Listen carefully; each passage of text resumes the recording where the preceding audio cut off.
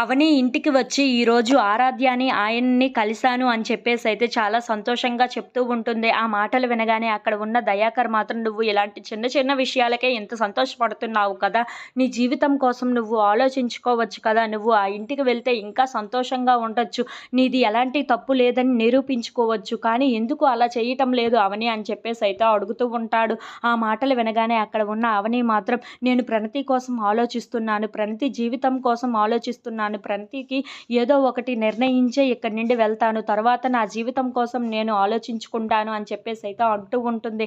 ఇంతలో ప్రణతి బయట నుండి లోపలికి వస్తూ ఉంటుంది. అక్కడ అంటున్న మాటలు విని ఒక్కసారిగా షాక్ అయిపోయి అక్కడే నించొని అవని మాటలు వింటూ ఉంటుంది. ఇంతలో అక్కడ ఉన్న అవని మాత్రం ప్రణతి తను ప్రేమించిన వాడు ఎప్పటికైనా వస్తాడు అని భ్రమలో ఉంది, కానీ వాడు మోసం చేసి వేరే దేశాలకు వెళ్ళిపోయాడన్న విషయం ఆ ప్రణతికి తెలియదు. ప్రణతికి కానీ ఆ విషయం తెలిసిందంటే ఏమైపోతుందో ఏమో అన్న బెంగతో నేను ఇక్కడ ఉన్నాను, లేదంటే ఏదో ఒకటి చేసి ప్రణతిని నేను ఇంటికి తీసుకొని వెళ్ళేదానిని అని చెప్పేసి అయితే అంటూ ఉంటుంది.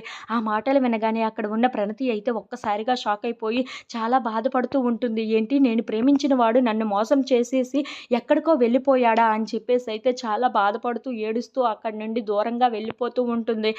అలా రోడ్డు మీద ఏడ్చుకుంటూ అయితే బయటికి వెళ్ళిపోతూ ఉంటుంది. ఇంతలో తనకి బాగా కళ్ళు తిరగటంతో తను అయితే కింద పడిపోతూ ఉంటుంది.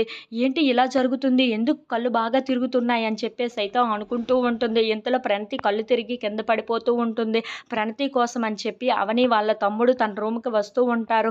ఇంతలో ప్రణతి ఎక్కడా కనిపించకపోవటంతో చాలా కంగారు పడిపోతూ ఉంటారు. ప్రణతి ఎక్కడికి వెళ్ళావు అని చెప్పేసి అయితే అనుకుంటూ అక్కడ ఉన్న అవని వాళ్ళ తమ్ముడు అయితే గట్టిగా పిలుస్తూ ఉంటారు. ఏంటి ఈ టైంలో ఎక్కడికి వెళ్ళిపోయింది ప్రణతి అని చెప్పేసి అయితే అక్కడ ఉన్న అవని అయితే చాలా కంగారు పడిపోతూ ఉంటుంది. If you like this video please like, share and subscribe.